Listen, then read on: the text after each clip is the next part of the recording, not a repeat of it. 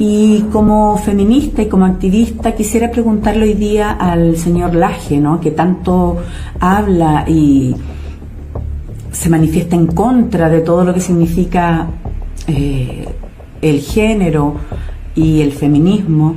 Quisiera preguntarle respecto de la ley 21.675 que entró en vigencia en Chile, ¿cómo se puede estar en contra de lo que significa la violencia de género y todas sus formas de representación cuando se habita un cuerpo hetero, cis, blanco, lleno de privilegios como el suyo? Acá hay varias cosas. En primer lugar, yo no habito un cuerpo. Yo, entre otras cosas, soy este cuerpo. Fíjate qué curioso los... No, es que no es una diferencia menor. Yo no habito un cuerpo.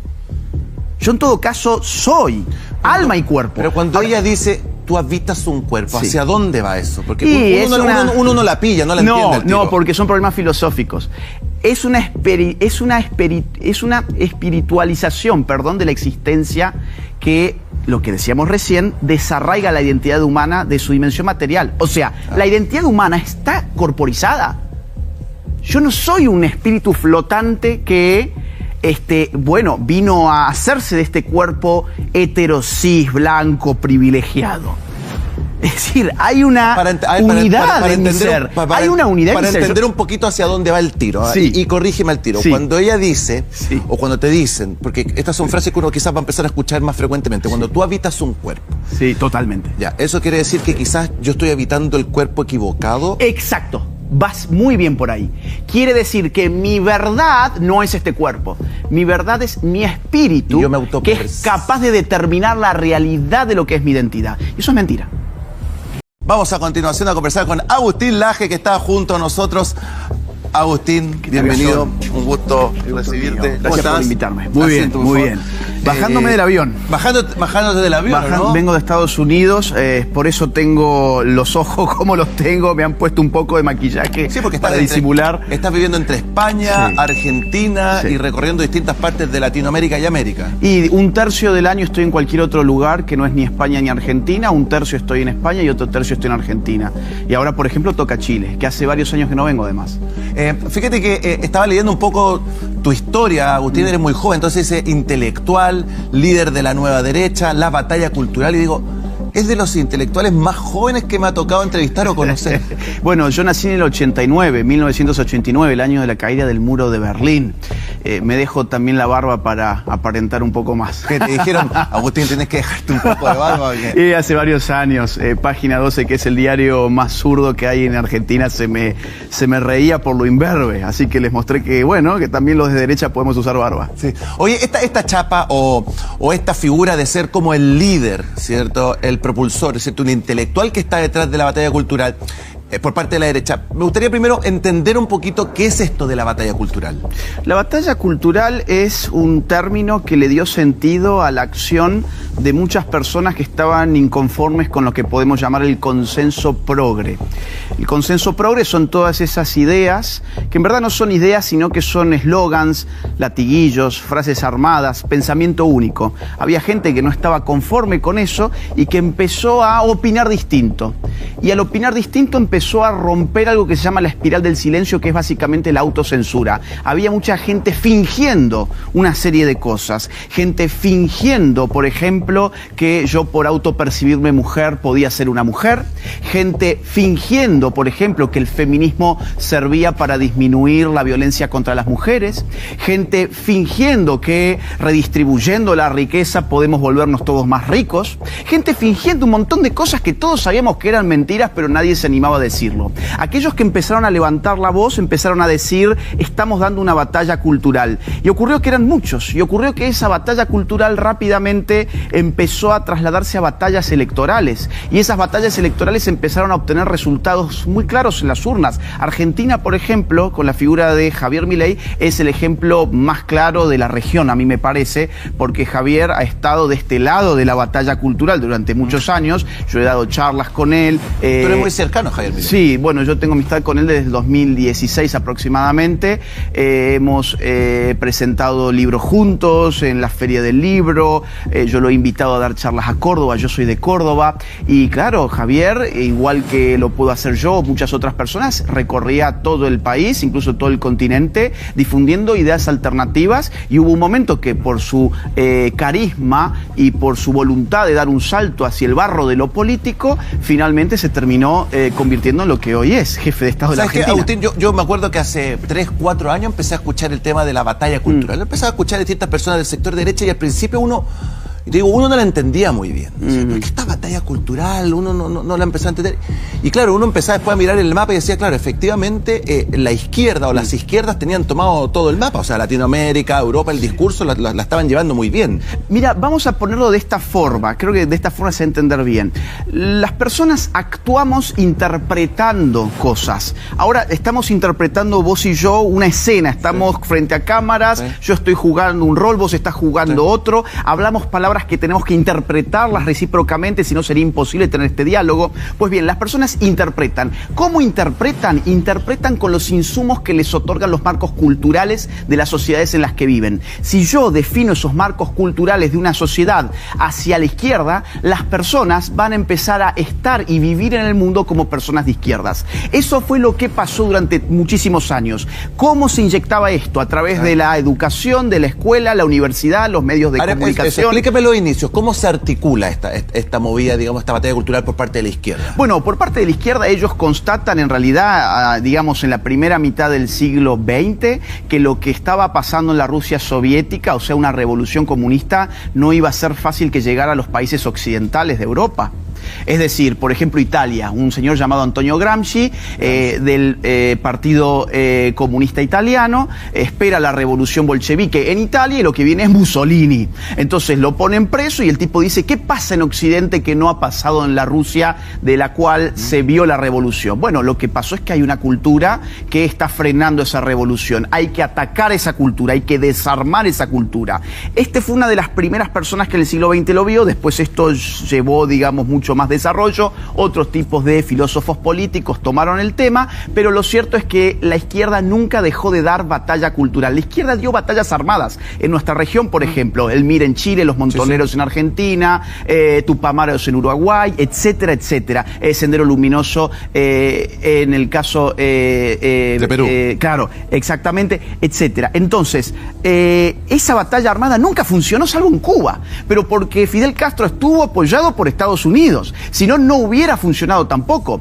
Ahora, cuando se dan cuenta, che, por las armas no vamos a llegar al poder, ¿cuál es el juego que hay que jugar? Claro. Vamos a meternos. ¿Por dónde la hacemos? Nos metamos en los medios, en la prensa, en las universidades, en las escuelas, definamos los currículos, disputemos el sentido de la historia, disputemos el lenguaje, las palabras, los signos, los símbolos, el arte, la música, el teatro, el cine, las series. No es una coincidencia, insisto, que prácticamente todo el establecimiento cultural haya sido en las últimas décadas de izquierdas y que gracias a las redes sociales eso esté cambiando en este momento, porque las redes sociales horizontalizan la, comunicación de masas. O sea, a tu juicio, y siguiendo un poco la línea, tú me estás diciendo que las redes sociales son un gran contrapeso a esta batalla cultural que la ha estado llevando a la izquierda en todas las partes que me dices tú, en la cultura, arte, cine, universidades, aulas. Yo no estaría acá si no fuese por redes sociales. Es probable que este programa también se vea tremendamente por redes sociales. Hoy las redes sociales están superando a los medios tradicionales y las redes sociales te permiten desde tu casa con un celular poder tener un canal de YouTube, un podcast, una cuenta de Twitter que ahora se llama X, y eso generó, digamos, una contraofensiva enorme contra la izquierda, que estaba muy cómoda con instituciones muy formalizadas, incluso estatizadas. Insisto, medios, escuelas, universidades, todo lo que tenía que ver con el Estado era de ellos y eso ya no está funcionándoles. Agustín, tengo una cantidad de preguntas. Me gustaría ir un poquito hacia atrás. Sí. ¿Cómo viste tú el estallido social en Chile, el 18 de octubre? ¿A tu juicio es el gran triunfo donde se materializa el triunfo de la batalla cultural por parte de la izquierda? Vamos a ponerlo así.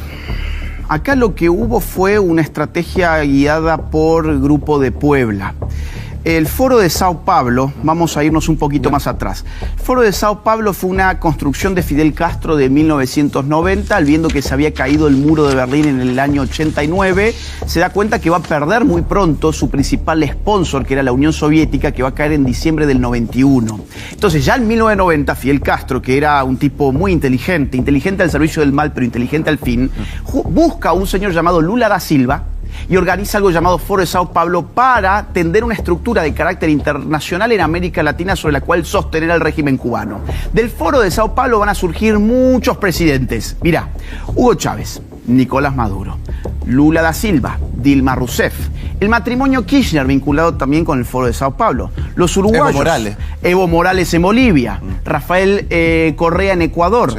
El caso de Daniel Ortega en Nicaragua sostenido también por el Foro, el caso de los uruguayos Pepe Mujica y Vázquez también vinculados al Foro. O sea, muy exitoso. Muy exitoso. Lugo, en el caso paraguayo. Lugo, exacto. Entonces, muy exitoso. Pero a partir del 2015 empieza la debacle de ese experimento que le llamamos socialismo del siglo XXI. 2015. ¿Y por qué empieza esa debacle el 2015? Bueno, mira, por ejemplo, el 2015 gana Mauricio Macri después de una hegemonía de 3 gestiones consecutivas de los K en Argentina.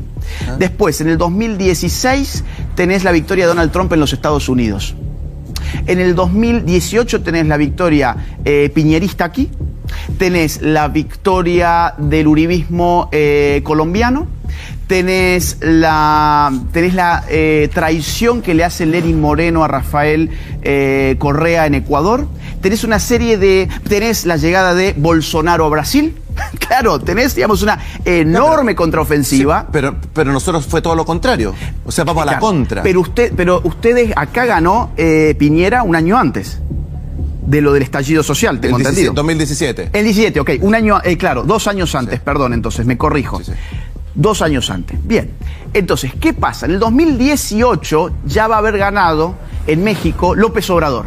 Por eso, en Puebla, México, se le da un nuevo maquillaje al viejo Foro de Sao Paulo. Por el Grupo de Puebla. Y se crea el Grupo de Puebla, que lo pasa a comandar alguien que se sabía que iba a ganar en Argentina, Alberto Fernández. ¿Cuándo se constituye esto? Julio del 2019. Ya en octubre tenés estallido social, no solo en Chile, sino que una semana antes o 2 tenés la del de Ecuador. Y 2 meses después lo tenés en Colombia. Y pocos meses después lo tenés en Perú. Vaya casualidad, Chile, Colombia, Perú son los países que nunca cayeron en el socialismo del siglo XXI y que incluso crearon el llamado Foro de Lima con el cual le hacían frente, el Grupo de Lima. Ahora ninguno fue como lo que pasó en Chile. No, porque acá la estrategia de la izquierda de batalla cultural dio mucho éxito. Acá hubo un gran problema que fue creer que la gente votaba de acuerdo al bolsillo y nada más que al bolsillo. La gente de la derecha de aquí, de Chile, probablemente haya sido la más economicista de todo el continente. Ellos pensaban, si aquel chileno puede ir al shopping, al mall, claro, se puede comprar, si tiene tarjeta, está listo. Está listo, claro. No va todos estos de la izquierda pueden hacer sus marchitas universitarias, Camila Vallejo, todo ese tipo de gente puede, Boric, toda esta gente están jugando. Mientras nosotros tengamos el dominio del sistema capitalista de libre mercado y ese sistema rinda frutos para los chilenos, no hay nada que discutir. Mentira, la izquierda estaba inyectando su ideología en todos los sectores de la cultura y eso explotó. Y eso tuvo que explotar, evidentemente también dirigido, no fue tan espontáneo como se cree. Es decir, hubo allí operaciones de guerras, de guerrillas prácticamente. Cortar los sistemas del metro, de las comunicaciones, es decir, ataques relámpagos estratégicos. No parecía muy espontáneos. No es espontáneo. De hecho, OEA le avisó a Piñera más o menos 5 días antes de que esto se estaba gestando. ¿Por qué lo sabía OEA y aquí no se sabía? ¿Por qué? Entonces, esto es muy interesante porque era conocido, pero el piñerismo, la realidad es que no hizo nada porque no sabía cómo actuar. Y después ya todo lo demás es historia sabida. Vino una serie de pedidos cada vez más radicales hasta el momento actual, donde todavía no se sabe bien lo del texto constitucional, que se rechaza una vez, se rechaza otra vez, se mantiene el viejo texto constitucional y ya estamos hasta el día de hoy con eso. Eso, para detenerme un poquito. ¿Y cómo ves un poco esa línea de transición de Chile? Estallido. Proceso constituyente 1, fracaso. Proceso constituyente 2, fracaso. Y ahora tenemos un gobierno progre que después te quiero...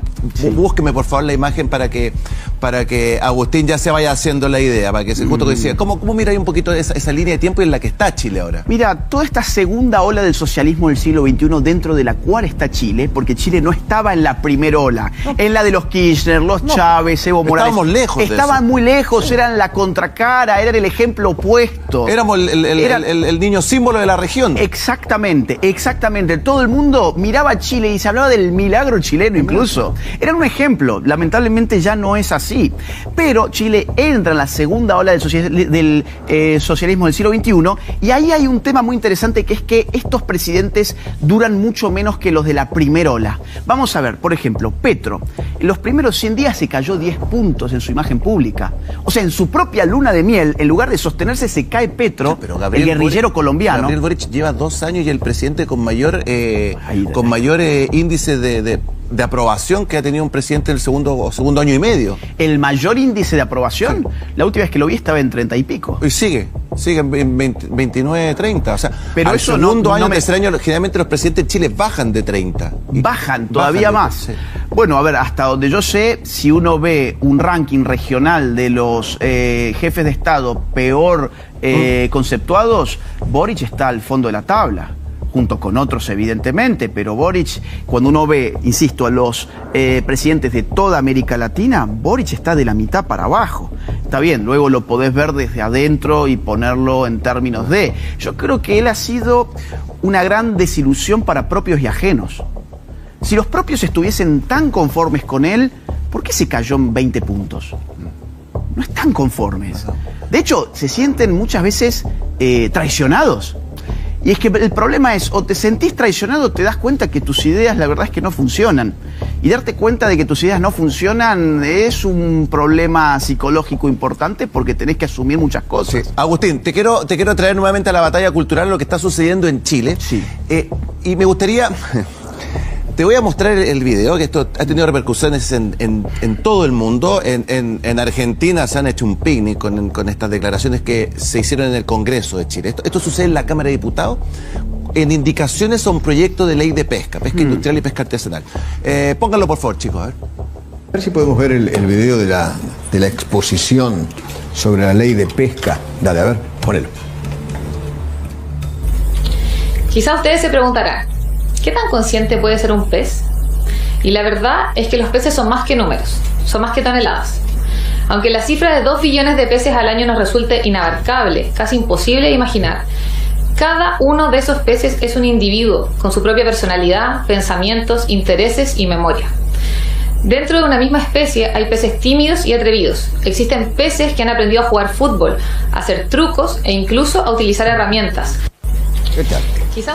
Quizás alguno de estos peces podría ir a la selección chilena que quedaron afuera, ¿no? Claro, exactamente. ¿No? Sí, ¿no? Sí, yo coincido con vos. Ocupar una banca.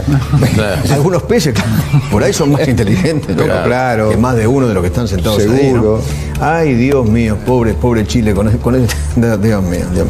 Bueno, muy bien. ¿Sabías que el precio del oro nunca había... Fíjate que yo... Lo comentamos un poquito antes de entrar y tú me dijiste, esto es peor de lo que yo pensaba. Sí. A ver. Es peor de lo que yo pensaba porque ya he visto intentonas muy similares en otros países.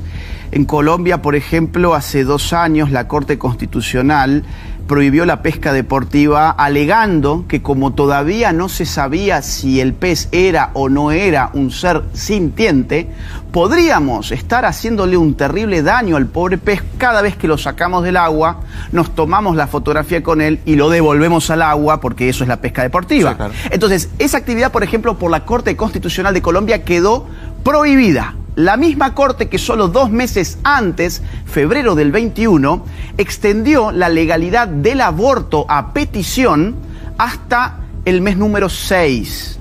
En Colombia, dicho de otra forma, una mujer puede ir a matar a su propio hijo con 6 meses de gestación, que ya siente dolor desde hace rato, a las pocas semanas el feto ya siente dolor, esto ya está recontra sabido por la ciencia, es un ser humano, es su hijo, se desarrolla en su vientre, lo puede matar legalmente en Colombia, pero, por ejemplo, su marido no puede sacar un pez del agua, tomarse una foto y devolverlo porque el pez podría estar sintiendo estrés. Ahora, esto, que es básicamente lo mismo de lo cual yo estoy hablando, está expuesto de una forma tan absurda, tan ridícula que pareciera quinta columnismo. O sea, pareciera que esta chica, lejos de ser una impulsora de la dignidad de los peces como seres sintientes, en realidad se está riendo al frente de todos nosotros.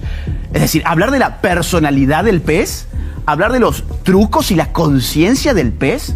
¿Te das cuenta que el progresismo no deja de hacer el ridículo? Y atrás de esto, en realidad, hay una filosofía que es muy perversa, que es la de humanizar al animal, que estamos yendo hacia eso, al mismo tiempo en que animalizamos al hombre.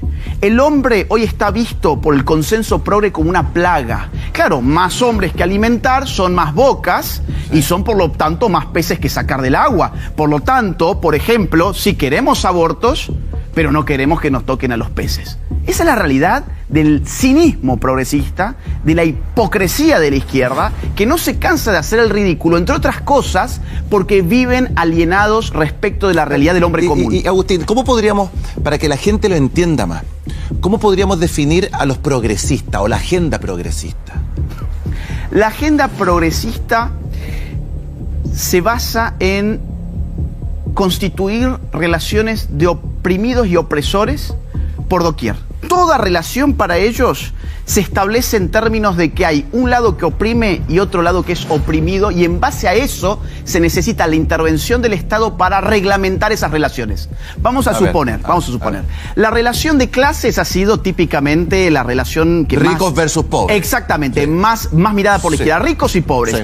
El dueño de la empresa, el empleado de la Versus empresa. trabajador. Esa relación es una relación que se puede analizar como la de un opresor, el que es dueño de los medios de producción, de la empresa, y el oprimido, que es el que trabaja con los medios que no son suyos, sino de su empleador. ¿Bien?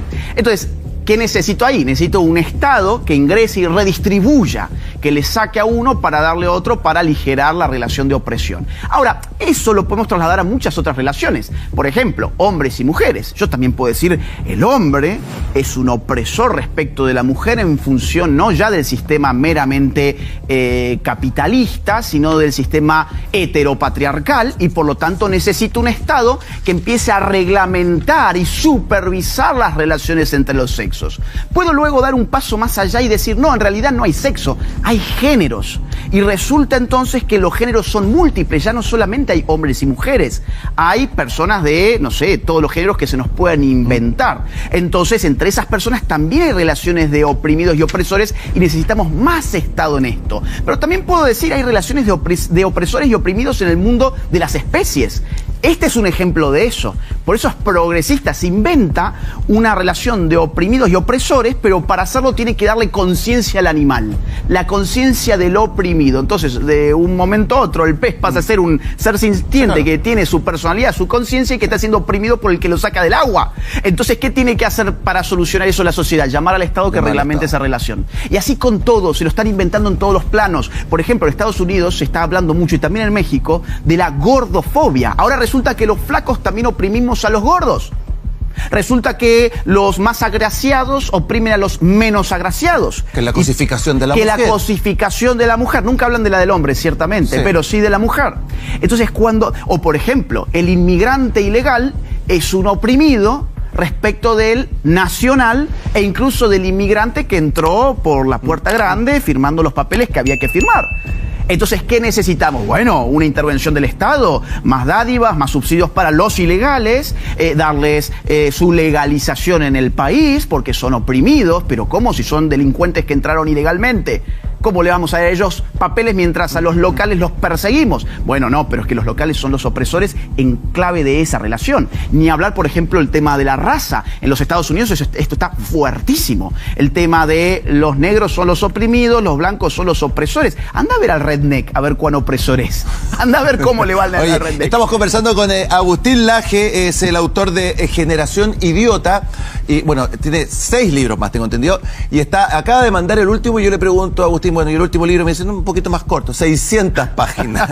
600. Lo mandé hoy a la mañana. El editor te quiere matar. Lo envío hoy a la mañana antes de venir acá, te cuento. Las últimas revisiones fueron ahí en el avión. ¿Cómo se llama el último libro? Globalismo ingeniería social y control total en el siglo XXI. Tiene que ver con todo lo que estamos hablando. Estos son agendas globales. Mira, fíjate que te quiero llevar a una nueva ley que se está implementando en Chile, y tengo a mis queridos panelistas, que son compañeros de trabajo, que están constantemente sin filtro, que queremos abrir para que hagan preguntas. Es sobre el debate de la ley integral contra la violencia de género, y te va a preguntar Rocío Cantuarias.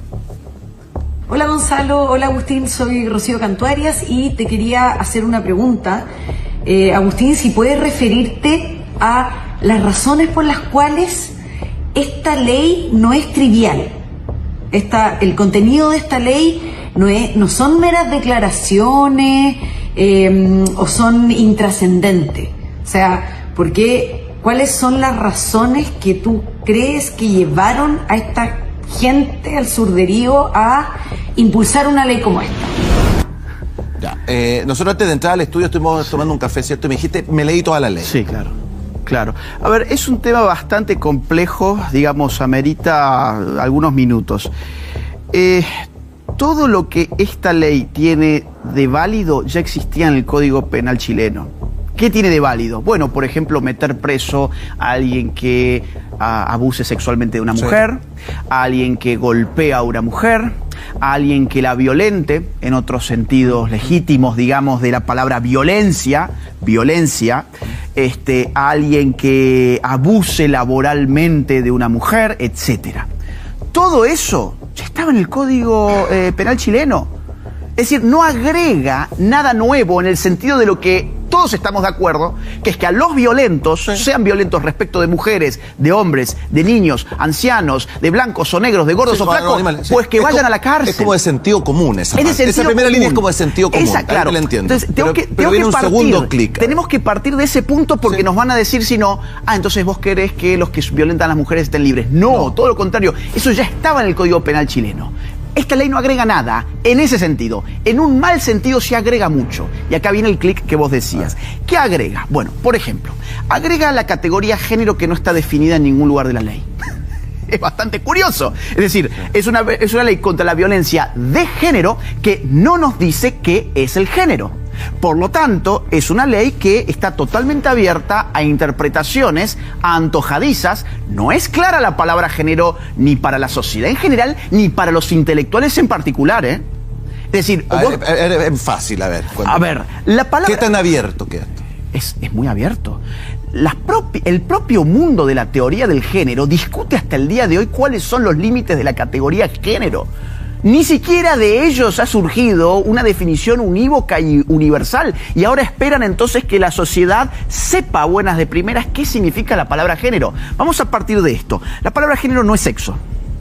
El sexo es la dimensión biológica, física, material del ser humano, que era la cual habitualmente teníamos siempre en cuenta cuando hablábamos de sexualidad. Por ejemplo, yo sé que vos sos un hombre, lo sé, porque tengo a la vista tu materialidad y eso me genera a mí informaciones. Yo sé que vos sos un hombre. Si vos estuvieses disfrazado de una mujer, yo de todas formas sabría que sos un hombre.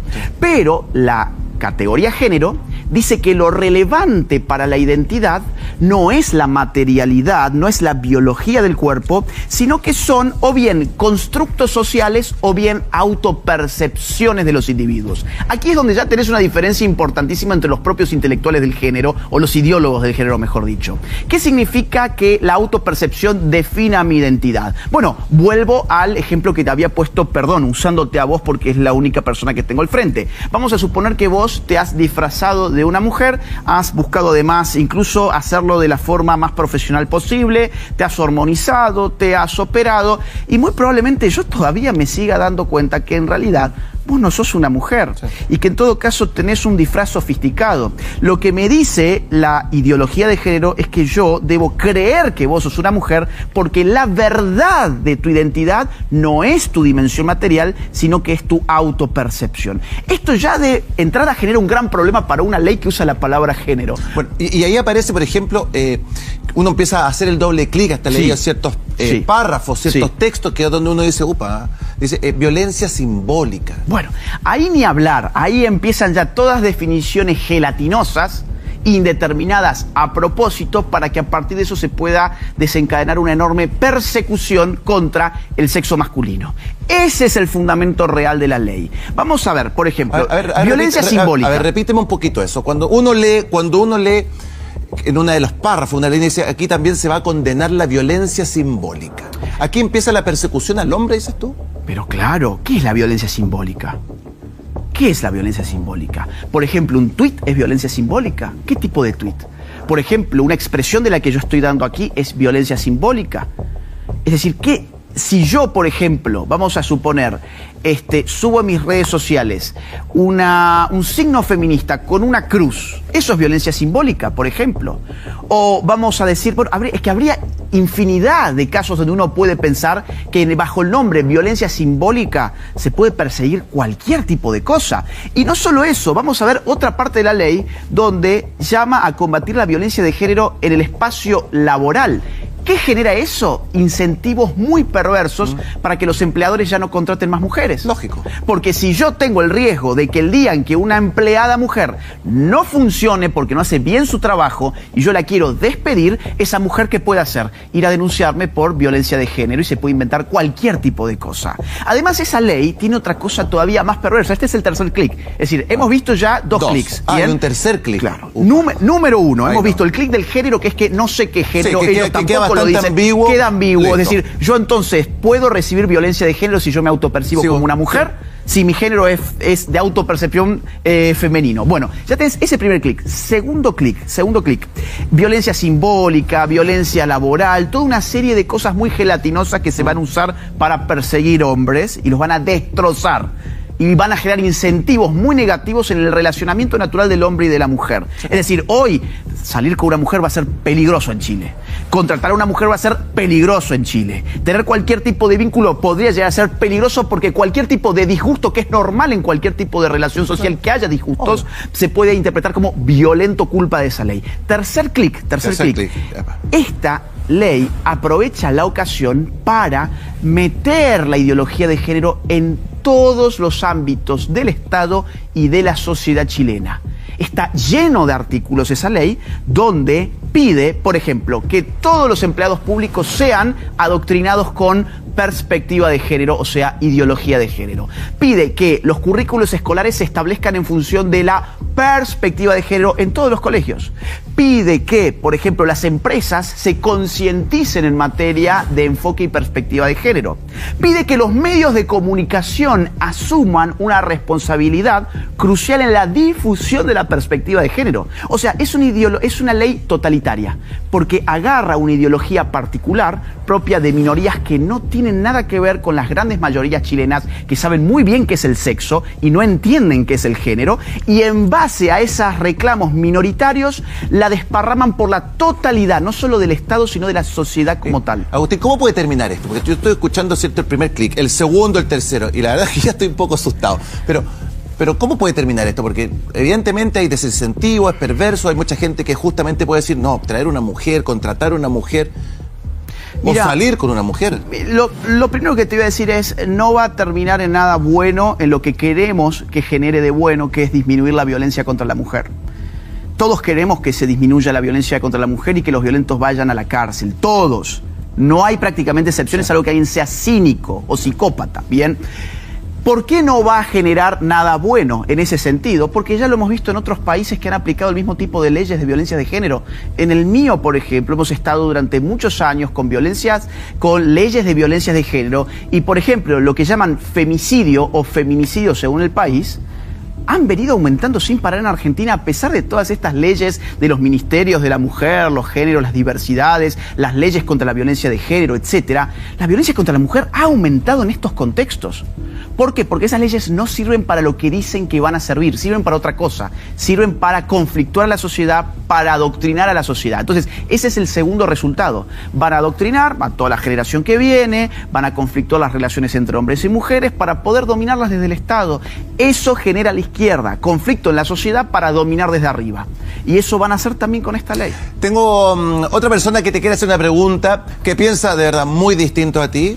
Ella también es panelista de Sin Filtro, Verónica Ávila.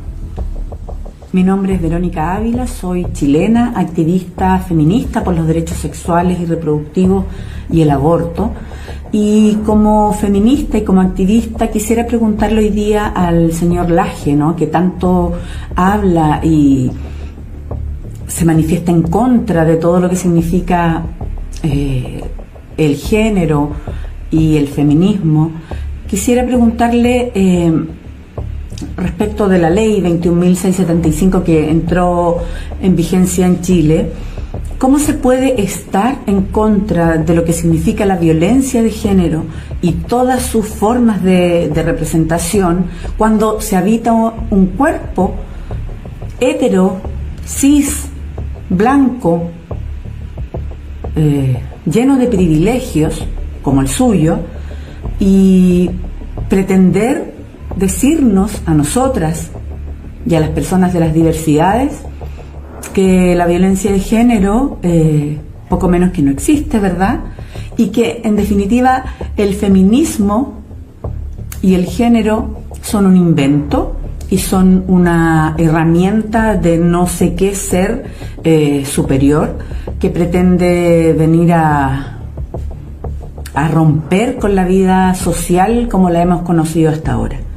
¿Desde dónde él o usted, para decírselo directamente, se plantea que estos temas no existen, no pueden estar maléficamente diseñados solo para estar en contra de los... Ahí está, Verónica Ávila. Bueno, Sin Filtro siempre hay gente de distintos sectores, le damos la libertad de opinión, pero de pregunta claro, a todo el mundo. Esto es Sin Filtro, acá todos hablan. Y próxima vez voy a estar, vamos a hacer todo lo posible para que estemos cara a cara. Sí, la próxima vez vamos a hacer me va a coordinar el ticket de vuelo para coincidir con la grabación. Bueno, a ver, acá hay varias cosas. En primer lugar, yo no habito un cuerpo. Yo, entre otras cosas, soy este cuerpo. Fíjate qué curioso los... No, es que no es una diferencia menor. Yo no habito un cuerpo. Yo en todo caso soy alma y cuerpo. Pero cuando ella dice, tú habitas un cuerpo, ¿hacia dónde va eso? Porque uno no la pilla, no la entiende al tiro. No, porque son problemas filosóficos. Es una espiritualización, de la existencia que, lo que decíamos recién, desarraiga la identidad humana de su dimensión material. O sea, la identidad humana está corporizada. Yo no soy un espíritu flotante que, vino a hacerse de este cuerpo hetero, cis, blanco, privilegiado. Es decir, hay una unidad en mi ser. Hay una unidad para entender un poquito hacia dónde va el tiro. Sí. Y corrígeme el tiro. Sí. Cuando ella dice, o cuando te dicen, porque estas son frases que uno quizás va a empezar a escuchar más frecuentemente, cuando tú habitas un cuerpo. Sí, totalmente. Ya, eso quiere decir que quizás yo estoy habitando el cuerpo equivocado. Exacto. Vas muy bien por ahí. Quiere decir que mi verdad no es este cuerpo.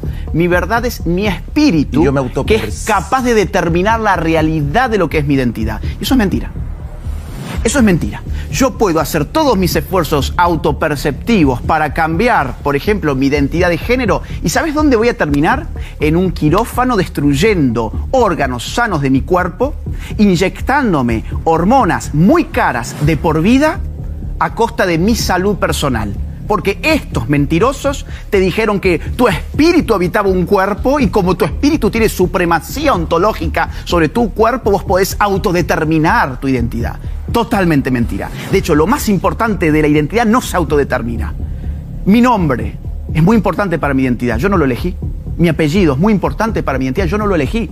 Mi nacionalidad, yo no la elegí. Mi edad, mi año de nacimiento, de lo cual hablábamos recién, yo no lo elegí, etcétera, etcétera. Mi sexo, yo no lo elegí. Lo más importante de mi identidad, no lo elijo. Ahora, las cosas superfluas sí las elijo. El color de este saco, yo no soy una persona de identidad de saco azul. Pero esta gente te miente porque quiere que creas que tu identidad es algo que está abierto a tu total elección y eso no es así. Ahora, segundo punto, ¿quién le dijo a esta señora que yo, por tener estos rasgos, soy un privilegiado?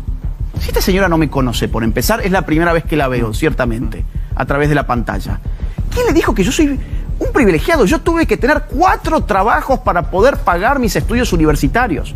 4 trabajos. Yo limpié hoteles, la mugre de los huéspedes, en doble horario, en 2 hoteles, salía de uno, me iba al otro para poder estudiar. ¿Quién le dijo que yo soy un privilegiado? ¿De qué cosa? ¿Qué, por ser blanco? ¿Eso me hace privilegiado? Eso es un racismo. Eso equivale a decir que un negro tiene determinadas características sin conocerlo solo porque es negro, o que un judío tiene ciertas características negativas solo porque es judío. Es el mismo esquema, solamente que ese racismo es cool. Porque estas son ideologías de lujo. ¿Qué significa una ideología de lujo? Esto es muy importante. ¿Ideología de lujo? De lujo, claro. Eso no te lo he escuchado nunca. Y esto es muy importante acá. No, que ya me he metido a habitar el cuerpo, ideología de lujo. Son ideologías de lujo porque, habitualmente las clases acomodadas, han buscado diferenciarse de las clases subalternas con elementos de consumo. Ahora, la democratización del mercado ha sido tal que ya no hay mucha forma de diferenciarnos. Puede comprarte el auto, es decir, ir al mismo restaurante. Yo tengo el mismo iPhone que tiene Bill Gates, por ejemplo, ¿te das cuenta? Es decir, podés ir más o menos claro, habrá algunas diferencias, pero eso no basta para diferenciar a la gente. Entonces, ¿qué han hecho las clases acomodadas? Han cambiado la estrategia y han adoptado ideologías de lujo que les permite sobresalir en sus círculos sociales. Entonces, todas estas ideologías de lujo tienen una característica nefasta, y es que son absolutamente nocivas para las clases bajas, y a ellos les permite regodearse entre sus amigos, tomarse su champán, hablar de la interseccionalidad, el heteropatriarcado, la lucha contra el cisgenerismo, todas estas terminologías que el hombre común no las entiende ni las conoce, que fue la que la señora utilizó. Son ideologías de lujo que solo se conocen en círculos donde pronunciarlas les permite destacarse a la persona. Ahora, ¿por qué todas estas ideologías son muy nocivas para el resto de la gente? Por ejemplo, vamos a ver, esta gente que tiene ideología de lujo quiere desfinanciar los cuerpos de las fuerzas de seguridad, por ejemplo. Estamos en contra de las fuerzas del orden porque son represoras, son fuerzas represivas. Sí, bueno, claro, si vos vivís en un barrio seguro, probablemente te dé igual si hay mucha o poca policía, porque quien va a tener el problema es la persona que no puede pagar para vivir en un barrio de lujo. La gente de los barrios de lujo contrata seguridad privada. Exactamente. Para esta gente, una ideología de lujo es hablar sobre el género como autodeterminación de la identidad emancipada del ser humano.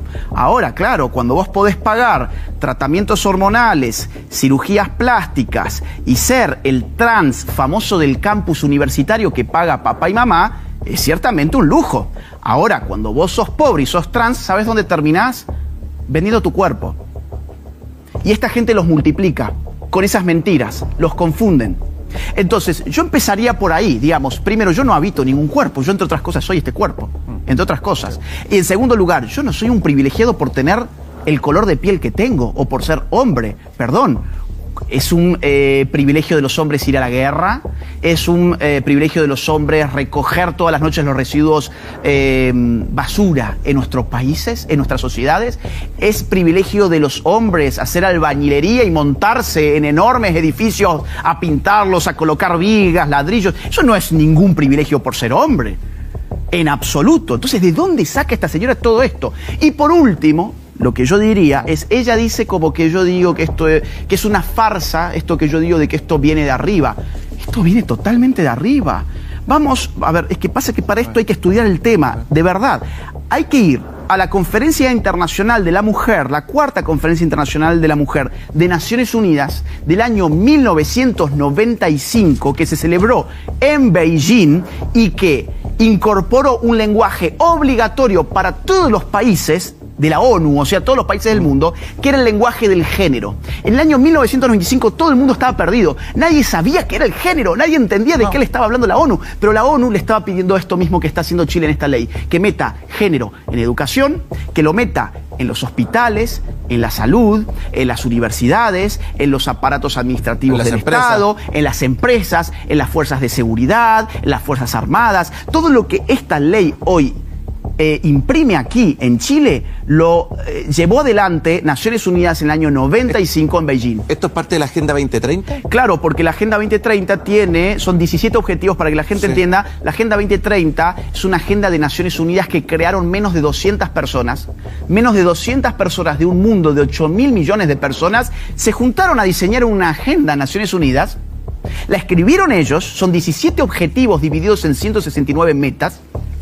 Y esos objetivos se tienen que cumplir todos de manera indivisible e integral, según la propia agenda, a más tardar hasta el año 2030. Vos fíjate qué antidemocrático que es todo esto. 200 personas se juntan a crear una agenda para todo el mundo, para 8.000 millones de personas que no votamos, que no nos consultaron, que no comprendemos muchas veces el tipo de lenguaje que usa esa agenda, que es el lenguaje que usó esa señora. Fíjate que entre los 17 objetivos de la Agenda 2030, el objetivo 5 está todo dedicado a lo que llaman igualdad de género. Y todo esto que dijo ella está en ese objetivo. Por lo tanto, esta ley sería, o podría interpretarse en todo caso, como un cumplimiento, no pedido por el pueblo chileno, sino por la élite globocrática, de cumplimentar con una serie de requisitos que se llaman Agenda 2030. Agustín, te tengo otro amigo que te quiere hacer una pregunta. Hoy en día es candidato a alcalde por La Pintana. Es Pablo Maltés, el abuelo. Ahí está. Hola Gonzalo querido, hola Agustín. Soy Pablo Maltés, el abuelo, candidato a alcalde por la querida comuna de La Pintana. Agustín, ¿qué opinas de la bendición papal a las parejas homosexuales? Y segundo, ¿qué opinas de las terapias de reconversión sexual? Aquellas que pretenden transformar, modificar las conductas, los deseos de las personas homosexuales, lesbianas, etcétera, que con terapias en diversos lugares del mundo aún se aplican. Sí. Solo para complementar la pregunta de Pablo Maltés, fíjate que ayer la Cámara de Diputados chilena está pidiendo una comisión investigadora por el tema de la hormonización a los niños. Wow, interesante, interesante. Bueno, vamos con lo primero. A ver, yo no soy un estudioso de los temas teológicos. Entiendo que la homosexualidad en la Biblia aparece reiteradas veces de una manera inequívoca como un pecado grave, como algo que no se condice con la forma de vida de un creyente cristiano. Eso a mí me parece indudable cuando se lee la Biblia, o por lo menos los fragmentos a los que me estoy refiriendo. Y sin embargo, el Papa Francisco ha tenido muchos acercamientos hacia los enemigos de la Iglesia. Personas que no tienen ninguna voluntad de ser parte de esa fe. ¿Y eso está bueno o está malo? A ver, contrariar la palabra, palabra de Dios según tu propia fe, para agradarle a un grupo minoritario extremadamente poderoso, a mí me parece que está muy mal. A mí me parece que si la palabra que se supone para los católicos, que es la palabra de Dios, es tan inequívoca al respecto, y bueno, que el Papa diga otra cosa, yo atendería mejor a lo que dice la palabra de Dios, si es que creo en ese Dios. Si creo en otro, pues bueno, podré atender a otros tipos de dogmas. Igual el Papa argentino. Bueno, habría que pedir perdón por eso. Oye, mira, te voy a decir algo más. Porque lo segundo también es importante. A ver, si las personas son mayores de edad, sí, y no se sienten cómodas con su orientación sexual o con su identidad autopercibida, ¿por qué le vamos a impedir, por ejemplo, ir a un psicólogo que se dedique a tratar ese tipo de casos? ¿Por qué? ¿Por qué todo lo que tenemos para ofrecerle a las personas son hormonas, cirugías plásticas y lo que ellos llaman terapia de afirmación? Fíjate, este neolenguaje es muy interesante. Terapia de afirmación. Claro, esto es muy interesante. Vamos a suponer, yo Agustín, vamos a suponer, sí, me empiezo a sentir Agustín. Tú, Agustín, que habitas ese cuerpo. Yo, Agustín, que habito este cuerpo, sí, como hay una escisión entre mi espíritu y este cuerpo, mi espíritu empieza a autopercibirse mujer, se da cuenta que es mujer y dice, este cuerpo no es mío. Necesito entonces, ¿qué cosa? Transformar este cuerpo. Con, insisto, cirugías muy nocivas, con terapias hormonales con muchísimos efectos secundarios muy nocivos. Bueno, eso le llaman curiosamente terapia de afirmación. Tengo que ir a un psicólogo, además, que me convenza de que efectivamente, si yo estoy sintiendo esto, el problema está en mi cuerpo y no en mi espíritu, que es el que lo habita. Entonces, a eso le llaman terapia de afirmación. En cambio, si yo empiezo a sentir este malestar interno y digo, esto no está bien, sí, yo me miro, estoy sano, este es mi cuerpo, mi problema está en mi autopercepción, quiero buscar a un psicólogo que me ayude a reencontrarme, a reasumir mi cuerpo tal como es, eso se llama terapia de conversión. Asumir tu cuerpo como es convertirlo. Destruir tu cuerpo tal como es afirmarlo. Decime si no es orwelliano. Entonces, ¿qué hace el Estado? Prohíbe a psicólogos que se dan cuenta que el problema no está en el cuerpo sano, sino en la autopercepción de la persona que está dañada, y financian y subsidian terapias hormonales, cirugías. Hay casos internacionales que pasa que se empiezan a meter hormonas, se hacen operaciones y después se arrepienten. Está lleno, solo que no se televisan. ¿Sabes el daño que le puede generar una farmacéutica? Hay mucho dinero acá atrás, no es solo ideología. Cuando la señora hace un rato dice, pero vos te inventás que hay poder. Por favor, señores, las farmacéuticas son uno de los negocios más importantes del mundo en el siglo XXI y han hecho fortunas gracias a la ideología de género. De hecho, ustedes pueden revisar los reportes financieros de Global Market Insights, donde se ve la evolución exponencial de los mercados de cirugías plásticas gracias a la ideología de género. Sí. Mira, Agustín, aquí dice, diputados de Chile Vamos y republicanos solicitan crear comisión investigadora por tratamientos hormonales para niños trans. Claro. Esto está generando mucha polémica, se está instalando muy fuerte en la agenda. Hay distintos sectores, bueno, acá Chile Vamos y republicanos, en donde está este tránsito, ¿cierto?, de un niño, de a veces de 5, 6 años, que cree que es hombre, pero se empieza a autopercibir mujer y empiezan a transitar en eso, y empiezan, digamos, las terapias hormonales, y después, claro, quirófano. Vamos a intercambiar el rol un segundo. ¿Conociste alguna vez, digamos, cuántos casos conociste vos cuando eras adolescente de este tipo de casos que estamos hablando? Nunca. Nunca, yo tampoco. Nunca. ¿Sabes por qué? Porque eran prácticamente inexistentes. Y esto se puede constatar empíricamente en los DSM de psiquiatría, donde están todas las estadísticas. Era un fenómeno extremadamente marginal. Cuantitativamente existía, sí, pero era prácticamente nulo. Era muy, muy, muy extraño. Sí. Ahora, hoy se ha multiplicado de una manera tremenda. Esto, por ejemplo, ha despertado las alarmas, ha hecho sonar las alarmas en Inglaterra, donde mandaron a hacer una investigación desde el Estado y encontraron que casi un 5.000% de aumento ha habido en los últimos 10 años de niños y adolescentes, con casi 5.000%. Casi 5.000% en solo 10 años. ¿Y por qué se da ese fenómeno de aumentar un 5.000% en 10 años? Bueno, porque la cultura está desde la más tierna infancia insistiéndole a los niños con la idea de que ellos habitan un cuerpo que puede ser el equivocado. Lo mismo que dijo la señora.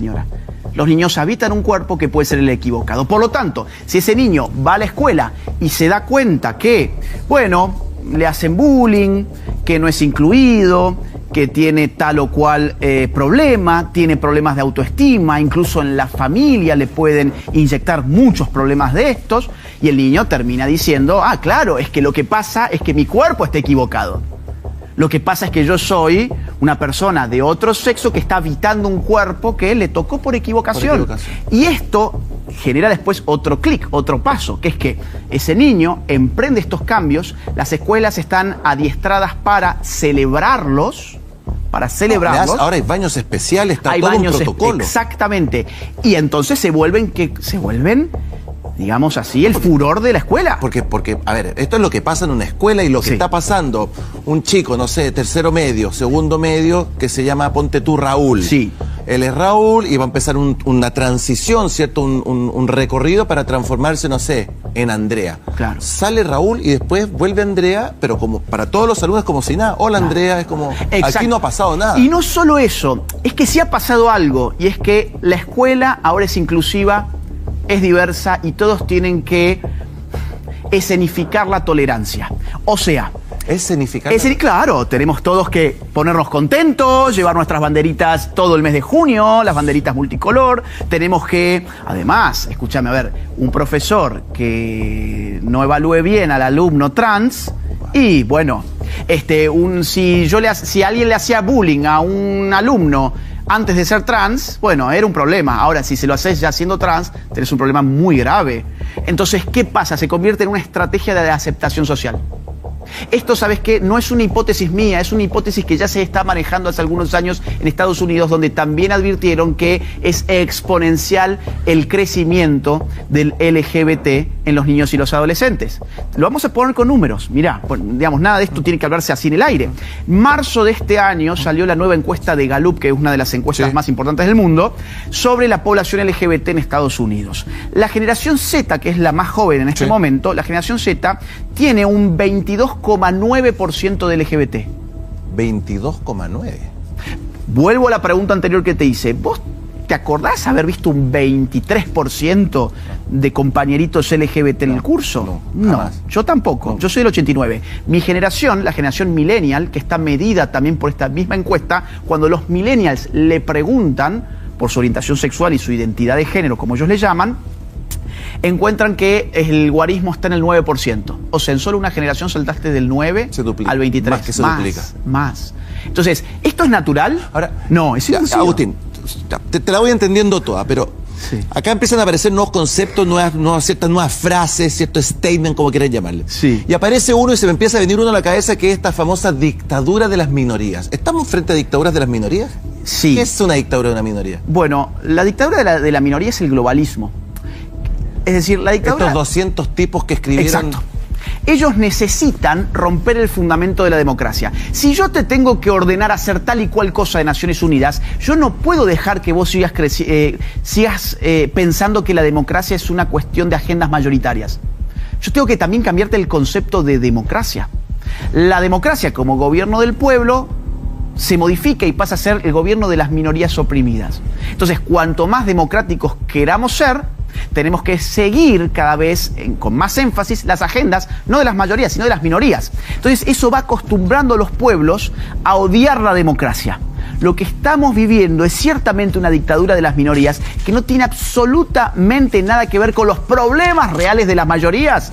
Las mayorías quieren países seguros, economías estables, estados de paz generalizada. Eso es lo que demanda, no se demanda demasiado. Ahora, ¿qué demandan las minorías? Bueno, por ejemplo, que se financien hormonas, que se financien cirugías, que... Los peces sintientes, exactamente. Entonces, las mayorías se empiezan a asustar. ¿Por qué se asustan? Porque todo el lenguaje empieza a ser modificado para que parezca que los reclamos legítimos son los minoritarios. Entonces, volviendo al ejemplo anterior, si un homosexual o un transexual o alguien con un problema de identidad de género dice, yo no me siento cómodo con este problema que estoy teniendo y no quiero cambiar mi cuerpo, sino mi autopercepción, esa persona está afrontando una terapia de conversión. Ahora, si hace lo contrario, de afirmación. Y así en general, yo por decir, por ejemplo, que un hombre disfrazado no es una mujer, yo sería un transfóbico. Por lo tanto, yo no sería un disidente político. Yo sería un pobre enfermo mental, dado que desde el siglo XIX en adelante la fobia es un sufijo muy caro a la psiquiatría. Es decir, no da lo mismo tratar a un disidente de fóbico o de simplemente anti algo. Entonces, las minorías están, digamos, acobardándose mucho por el lenguaje. Agustín, estamos hablando de la batalla cultural, estamos junto a Agustín Laje, escritor de Generación Idiota, va a estar también el fin de semana en la Expo Family. ¿Qué vas a hacer en la Expo Family, Agustín? Voy a dar una conferencia sobre cuáles son los pasos que están utilizando para destruir a la institución familiar. La institución familiar está en la mira, está en el blanco. ¿Cómo eso? Claro, la familia desde el siglo XIX en adelante ha sido tremendamente asediada por el Estado. El Estado, al necesitar expandir su ámbito de influencia coercitiva, ha necesitado restarle cada vez más funciones a la familia. Hoy, en nuestro siglo XXI, esto llega en la forma de, por ejemplo, feminismo, que es introducir una concepción de la relación sexual como basada en opresores y oprimidos. Entonces, en la familia, que por definición hay hombres y mujeres necesariamente, sí, pues entonces esas personas empiezan a verse bajo unos filtros ideológicos muy perniciosos para sus relaciones de todos los días. O por ejemplo, la ideología de género te confunde a tu hijo, le mete un problema de identidad que antes no existía en la medida que existe ahora, y de un día para otro te das cuenta que creías que tenías un hijo y ahora tenés una hija. Y que quiere hormonas y que quiere mutilar su cuerpo. O por ejemplo, si tu hijo viene en camino, te dicen, bueno, no, abortalo. Si total, el pez sintiente no me lo saques del agua. A tu hijo mátalo. Mátalo porque ¿sabes qué pasa? Somos muchas bocas. Y esa es la realidad tras de todo esto. Ese es el núcleo más duro. Podemos hablar de los intereses económicos, las farmacéuticas, los intereses de los militantes, los desquiciados mentales que se han empoderado en el nombre de la inclusión y la diversidad. Podemos hablar de todo eso, pero en realidad, ¿Por qué viene esto con tanta fuerza desde los años 70 en adelante? Porque la ONU, a partir del año 74 en Bucarest, la primera conferencia de población y desarrollo, determinó que éramos demasiadas personas en el mundo y que había que disminuir la natalidad. Desde entonces, desde la ONU, se está militando el aborto para todos nuestros países, por eso la incluyeron también en la Agenda 2030 y la ordenaron en el año 94 en el Cairo para todas las naciones, por eso han impulsado la ideología de género. Si yo te digo que en Estados Unidos la generación Z tiene 23% prácticamente de LGBT, estamos hablando de un 23% de personas que, salvo excepciones muy raras, no se va a... Ahí sería un éxito. No se reproduce. No se reproduce. Ah, no, pero pasa que la inseminación artificial, vamos, ¿cuánto cuesta eso? Vamos, ¿cuántos LGBT realmente lo hacen? No, estás camino a un cuarto de la población norteamericana totalmente anulada en sus facultades reproductivas. Y te llevo rápido a España. En España por año nacen 400.000 niños españoles por año. 400.000. Y se abortan 100.000. Aproximadamente, claro, redondeando. O sea, tenés que con una sola política llamada aborto, redujiste la natalidad española en un 20%. En un país que tiene una tasa de natalidad de 1,1, a veces 1,2 hijos por mujer, o sea, la mitad de lo que necesita para lograr recambio generacional. Con lo cual, ese país que tanto celebra el aborto, las banderitas multicolor, las terapias de mutilación genital y todo lo demás, ese país va directo al suicidio poblacional por haber seguido toda esta agenda espantosa, dictatorial y desquiciada. Tengo una pregunta de una querida amiga del programa de Sin Filtro, se llama Valeria Cárcamo, el próximo año va a ser candidata, no sabemos a qué, pero te quiero hacer una pregunta. Sí, claro. Hola a todos, quería preguntar cómo se puede justificar la brutal alza que tiene hoy en día en Argentina y el aumento al 55% de pobreza en el país. Bueno, a ver, no es que se justifique, se explica en todo caso. Vamos a tratar de explicarlo. Cuando vos tuviste 20 años de socialismo que te dejaron instalada una hiperinflación que corría contándose en varios miles a partir del mes de diciembre del año 2023, cuando lo anualizabas, tanto mayorista como minorista, se te podía ir hasta 12.000% de inflación, es lógico que el país en 6 meses no vaya a convertirse en Suiza. Es lógico que hacer un ajuste para quitar todo lo que generó inflación, o sea, el gasto público desmedido, el desequilibrio fiscal, es lógico que eso sea muy doloroso. Es que pasa que después de una borrachera, la resaca es molesta. No podemos pretender emborracharnos, tomarnos un litro de vodka y pasarla fenomenal esta noche, esperando que mañana me levante a trabajar como si nada hubiera ocurrido. Entonces, no es que se trate de justificar algo, la borrachera no se justifica, se padece la resaca en todo caso, y se explica lo que está sintiendo el cuerpo por lo que pasó anoche. Entonces, lo que hay que hacer es, en todo caso, darle un tiempo prudencial a un gobierno que ha asumido hace apenas medio año para que acomode las cuentas del país. De hecho, la inflación ya está cayendo a pasos muy acelerados, y el presidente recién acaba de recibir su primera ley, 6 meses buscando una ley, cuando todos los presidentes anteriores desde 1983 en adelante se lo daban dentro de los primeros 30 o 60 días. Bueno, Milei estuvo 6 meses esperando esta ley. Vamos a ver ahora qué pasa. Agustín, vamos a ir cerrando.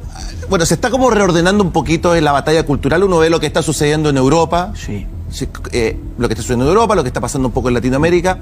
¿Quién está ganando la batalla cultural? Porque acá tengo gente en Chile que dice la batalla cultural la está ganando la derecha en Chile. Okay. ¿Cómo se está moviendo esto? Mira, el otro día leí un artículo en un medio de izquierdas donde decía la batalla cultural la está ganando la derecha. Se agarraban la cabeza. Sí, yo creo que ha habido una contraofensiva muy fuerte que ya está mostrando sus frutos. En Europa acabamos de ver las elecciones parlamentarias de Europa, donde la derecha arrasó en todos los países, y arrasó hasta el punto de generar una crisis política fulminante para el señor Macron en Francia. Acaba de ganar hace muy pocos días la primera vuelta la opción de nueva derecha, que es Marine Le Pen. Ahora vamos a ver qué pasa en la segunda vuelta, pero esto es ciertamente histórico. También ha tenido una enorme elección en Alemania la derecha, en Holanda, en Austria, en Bélgica produjo también un sismo político. En España Vox está muy firme, pero tiene el problema de la centro derecha cobarde cobarde que es el PP, que va bloqueando las posibilidades. Párame un poquito ahí, un poquito ahí, porque me dejaste, iba a cerrar la entrevista, pero me dejaste, dale, me la dejaste abierta. Yo con gusto. Esta derecha cobarde. ¿Qué es la derecha cobarde? Aquí hablar de la derechita cobarde. Sí. Explícame bien, ¿qué es la derecha o la derechita cobarde? La derecha cobarde es la que acá golpearon en el año 2019. Es la derecha que se cree que la cultura no importa, que los intelectuales hablan pavadas que no tienen ningún tipo de influencia sobre la sociedad, que creen que mientras el ciudadano totalmente idiotizado y embrutecido solamente consume, su vida es de verdadera calidad. La derecha cobarde no tiene agenda cultural propia. La derecha cobarde no se anima a enfrentar temas muy espinosos como los que hemos estado hablando acá: feminismo, género, aborto, migración descontrolada, los nuevos tipos de racismo, que ciertamente lo de supremacismo blanco ha quedado un poco viejo, ahora hay otros tipos de supremacismos, en fin, digamos, el animalismo, el antiespecismo que estábamos viendo con esta muchacha que cree que los peces son o sus padres o sus hermanos, bien. La derecha cobarde, o la centro derechita cobarde, es la que cree que mientras la economía está funcionando, estamos listos. A ver, que hagan lo que quieran con el pez, con los niños, con los seres humanos en gestación, con los hombres, con las mujeres, con las familias, con las escuelas, con las universidades. Hagan lo que quieran, tómense todo, déjenme el shopping mall. Ahora, eso no va. Y acá, en este país, ha mostrado la realidad política, la centroderecha cobarde, que se comió un golpe cívico. Un golpe subversivo en el año 2019 y los coletazos de eso llega hasta el día de hoy. Y en España el PP Vox ha denunciado al PP como la centro derecha cobarde y tienen toda la razón, pues son igual, son los Macri en Argentina. Macri también es derecha cobarde. Sí, vamos, tuvo 4 años.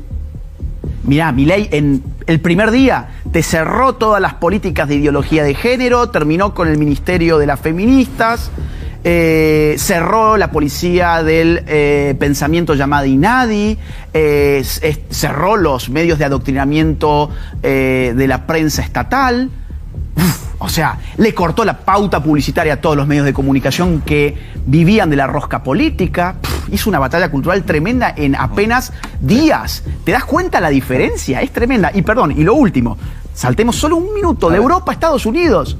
¿Qué pasa con la derecha en Estados Unidos? No nos olvidemos, en noviembre hay elecciones, acaba de tener lugar el debate, el primer debate presidencial. Biden se mostró como lo que es, un señor que no está en sus cabales, una persona totalmente senil. El Partido Demócrata está en una plena crisis, una descomposición interna, porque hay quienes dicen, Biden sí tiene que seguir con su campaña política adelante, y hay otros que dicen, busquemos un reemplazo cuanto antes. ¿Cuándo vamos a saber esto? Recién en agosto. Como quiera que sea, las encuestas están mostrando que la delantera la tiene Donald Trump y que Biden ha sido desastroso. Se habla de 20 millones de nuevos ilegales en Estados Unidos en solo 4 años. Con ese dato ya te darás una idea. Quiero darle las gracias a la gente de Librería Chema, a Agustín Lajes, el escritor de Generación Idiota. Bueno, Librería Chema que lo trajo a Chile, a Agustín Lajes. Mañana vas a estar en Metropolitan, en la casa de eventos, con el evento Expo Family. Ha sido un lujo tenerte esta noche, Agustín. Muchas gracias por darte el tiempo, muchas gracias por poder coincidir los horarios. La verdad ha sido una entrevista maravillosa, al equipo de producción, a toda la gente que hizo posible que viniera Agustín Lajes Sin Filtro. Nosotros seguimos ahora con el Coliseo, donde están todo mi ejército, con el resumen de la semana de Sin Filtro. Muchas gracias, Agustín, por venir. Muchas gracias a vos. Muchas gracias, Agustín.